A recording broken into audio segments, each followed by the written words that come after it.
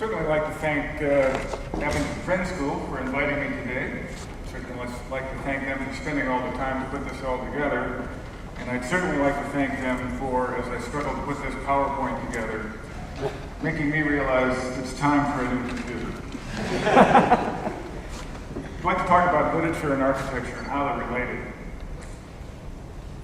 Architecture, obviously, is a rather complicated process. It involves the integration of a lot of ideas. So we're going to take a focus point around house and how that architecture and literature sort of play off that idea. And as Henry Thoreau says, at a certain season of our life, we're accustomed to consider every site as a possible site of a house. And we probably have gone through that process. So let's get a house. Not just any house, it's a house most of us know. It's a house some of us have walked through. This is Falling Water. It's in western Pennsylvania, designed by Frank Lloyd Wright and finished in 1937. The client, trust me, didn't know that they were going to be living this intimately with nature. They had no idea they were going to be this structurally daring. He expected to be up in the hill looking down on a waterfall with a simple little house. And he certainly had no idea he was going to pay this much. Earlier, though, before this house was constructed, it was a series of ideas represented by drawings. Here's a perspective drawing about 2 years before they moved in. Architect's looking at how this is going to look when it's finished, and he's also doing this, frankly, to sell the idea to the client.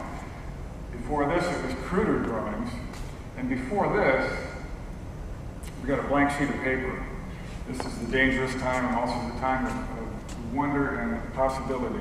So how do you inform this possibility? And I'm suggesting some of this comes through literature. Architects like to read. What do they read? Well, they read architectural treatises. We've got 4 mentioned here. Vitruvius is the oldest one. It's the only one we have left from the ancient world. Alberti and Serlio during the Renaissance and Palladio late Renaissance. We probably wouldn't have to walk very far down the street to see the influence of Palladio's book. In the 19th century, first the British and then Americans published what were called villa books. These were a book you would buy if you were building a house, and they were the instruction manuals for doing this in the proper way, for doing this in the moral way, if you will, because we were trying to turn a rather rough nation into a finished country. We had everything from little cottages on the right to big villas on the left. So literature and Usher. The Fall of the House of Usher is a house that's as convoluted as its owner, Roderick Usher. The House of the Seven Gables is as haunted as some of the people that live in it. The Hunchback of Notre Dame actually argues that in a chapter called This Will Kill That the printing press, the book, will kill architecture because it's easier to transfer ideas through books than through architecture, which is what had been done previously. And in Walden, Henry Thoreau asks a very fundamental question of what is a house? Well, what the heck? He's a transcendentalist, of course, and what is transcendentalism? And if we don't know by the end of this, don't feel bad, because they didn't know either. This is just a list of some of the people associated with the movement. At the top, obviously, very obvious people. I'm sorry. Keep an eye on Margaret Fuller is going to come back. One of her relatives plays into this later. So it's not a religion, although it has aspects of spirituality. It's a form of American romanticism, a way of life for these people. They're idealists to the core and reformers. They stress the intuitive is just as important as the rational. Already by this time, the rational is ahead of the intuitive. They're trying to balance that, and they stress the divinity of nature, that we are part of nature, not separate from nature. And in the reform aspect, they're anti-slavery, they're pro-women's rights, they're pro-American Indian rights, they're pro-education, including this concept that we can be educating ourselves throughout our lives. And they're trying openly to create an American body of literature. This is what I would call a transcendental sentence. Some people see things as they are and say, why? I dream of things that never were and say, why not? This is Robert Kennedy, of course, and we probably all remember this. Very noble statement, very passionate statement. But as the transcendentalist knew, you had to keep things in context. How about you see things and you say, why? But I dream things that never were and I say, why not? Robert Kennedy admitted that his phrase came from this. This is George Bernard Shaw from one of his plays. It's set in the Garden of Eden. And this is the snake talking to Eve, trying to tell her that this apple over here in this tree is very tasty. So 2 different purposes for the same thing. They had an amazing 5-year run, 1850 to 1855. The Scarlet Letter, The House of the Seven Gables, Moby Dick by Melville, which is dedicated to Nathaniel Hawthorne, Uncle Tom's Cabin, which is the first blockbuster in the country. It sold thousands of copies. Walden, and then Leaves of Grass, the first edition of Leaves of Grass in 1855. So let's do a little traveling. We'll start in Concord, which is the spiritual center of this movement. We've got Bronson Alcott on the left, Ralph Waldo Emerson, who's the titular leader, Nathaniel Hawthorne, and Henry Thoreau. Thoreau's the only one who's native to Concord, and he feels very lucky to be there, and to be there at the time when all of these other people are there. This is a lot of intellectual firepower for a very small town outside of Boston. Walden is a pond outside of Boston, outside of Concord, excuse me. It's also a book that we'll talk about. It stresses living in close proximity and with nature. It also stresses the idea of simplicity. Perhaps some of the reasons we're having all these troubles with energy right now is we have too many things that require too much energy. What of architectural beauty I now see, I know, is gradually growing from within outward. This is an idea that will be very important 20th century architecture. And in fact, just a few years ago, the Guggenheim, to celebrate their 50th anniversary, did a Frank Lloyd Wright show, was called From Within Outward. And of course, it comes from this statement. Walden is about sustainability. In exchange for living on Ralph Waldo Emerson's land on the pond, he agrees to take down some dead trees, take down some brush, take out some stumps, and plant new trees, because this is a woodlot to provide firewood. The timber, the shingles, the stone, and the sand all come from the site. The siding is recycled from the nearby Hut de Bigot. Recycled brick from Concord, and it's sighted to the weather. The front door opens to the sun rising in the morning, and there's a rise to the rear. This is a replica that currently sits near the parking lot. And how true can this be? 150 years ago, of course. Then off to Philadelphia. William Howard Furness is Ralph Waldo Emerson's best friend growing up. They stay in contact the rest of their lives. William comes here in 1825 to head up the Unitarian Church, and he'll do that for the next 50 years. He's part of a group that invites Henry Thoreau to lecture in Philadelphia. He brings up the Transcendental Literature continually in his church, so his son, Frank Furness, one of the most influential architects in Philadelphia, would have certainly been aware of this.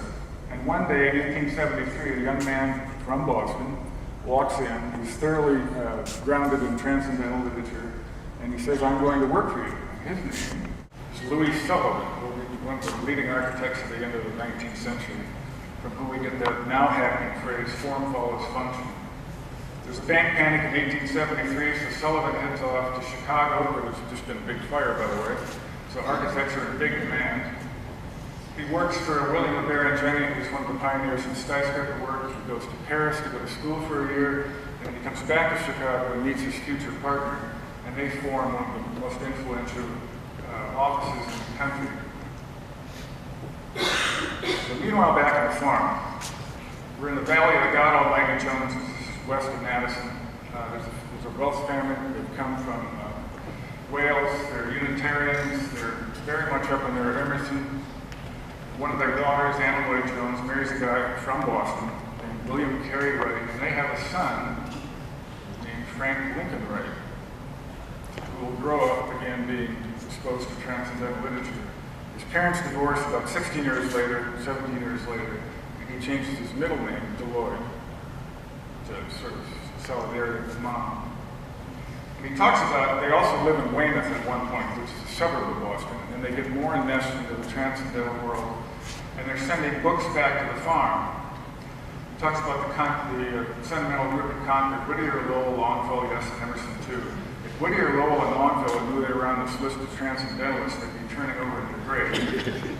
But Thoreau seemed to them too smart. He made them feel uncomfortable. And this is going to be the case for him for about the next 50 years.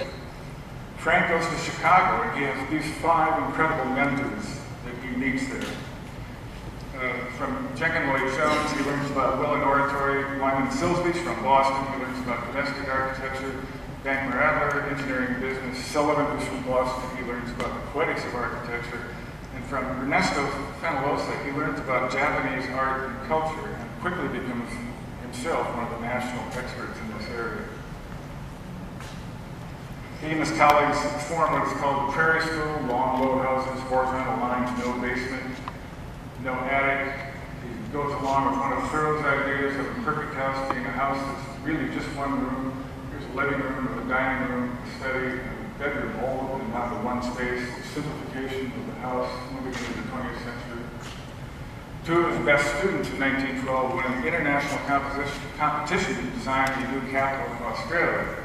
And keep an eye on this hill right here. This is the highest point in the city. We'll be coming back to that. They had learned all these ideas of living close to nature also.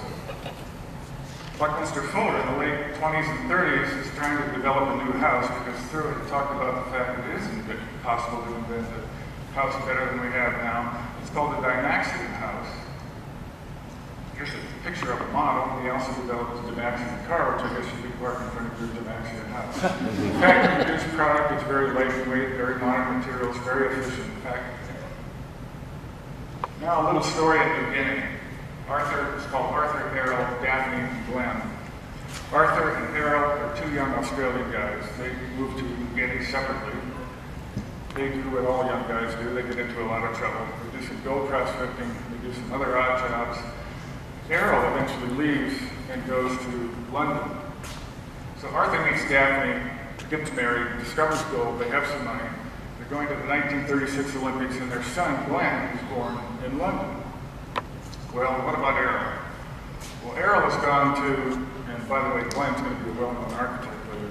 Errol has gone to London, and in London it's discovered that he has some special qualities that don't come from reading Villa books. They don't come from reading transcendental books. They're just sort of God-given. You see, Errol is a hunk. And he's going to go on to Hollywood. We know him as Errol Flynn. Both these guys, Arthur and Errol, were big Thoreau nuts. I forgot to mention that's rather important. Errol actually cribbed from quite a bit of Thoreau when he's working on some of his books. In 1939, Architectural Forum devotes a whole issue to Frank Lloyd Wright. He begins to use quotes from Thoreau in this book. And the nature of materials, just the whole idea of the nature of materials is important. It's going back to the transcendental idea. And he's finally admitting that Thoreau's observations on architecture, of which there are many in Walden, are very important to modern architecture. 1954, 100 years after Walden is published, he publishes a little book called The Natural House. It's like one of those old villa books. It contains a series of photographs of houses he's designed with accompanying plans and suggests a way to build a perfect house in the 20th century. And rather transcendental way of talking, too. He talks about the process, and then he says, if I did not like the gods now, I could make better ones. No confidence problem there. Back to Canberra, we have a new, this is not really a house, it is the Parliament House. This is that high point on that plan I talked about. The new Capitol building is actually inserted into the hill. They take the hill away, put the building in, and then put parts of the hill back that actually climbs up and over the top of the building. One of the design architects for that project decides to stay in Australia. And he goes back to this Thoreau idea of the one-room house with one big room and all the other rooms having sliding partitions that open onto that central room. It's a wonderful little house, and it's magnificently sited. It gathers wind, gathers rain. And finally, Glenn Marcus Merck wins the Pritzker Prize in 2002. That's the top prize in the architectural world. He has adopted by this point a phrase, an Aboriginal phrase, to touch this earth lightly. Meaning he's going to try to do this in a sense, symbolic sense, with his buildings. Mostly houses. He, by the way, is also a Thoreau aficionado and is constantly quoting Henry. But the houses are built out of materials that will withstand the frequent brush fires in the area that gather water off the roof, again to reuse in the house itself, and also to fight fires. There's a nice little pond here, an artificial pond created, not only to give nice reflections, which add to the pleasure of the house, but also that's a pool for fire water in case we have one of these fires. And they're very efficient about ways to control sunlight, whether it be an overhang or the way the windows are given blinds. It's raised off the ground where it was felt important to protect some stone that was on this particular site. They're very narrow on the inside, so from one side to the other, it's not very far. You get light from both sides. You get easy breeze going through these houses. None of them, to the best of my knowledge, except some of the larger ones, have air conditioning. And they're very strong in the landscape. They fit into the landscape. They work well in the landscape, I think. They aren't literally machines, but they're trying to be respectful. And I also think they meet what I would call the expectation of the land. The idea that the land actually expects something from us, going back to this idea that we are one with nature. So I'd like to end on that with part of a poem by Henry Thoreau that talks about the expectations of the land. And thank you very much.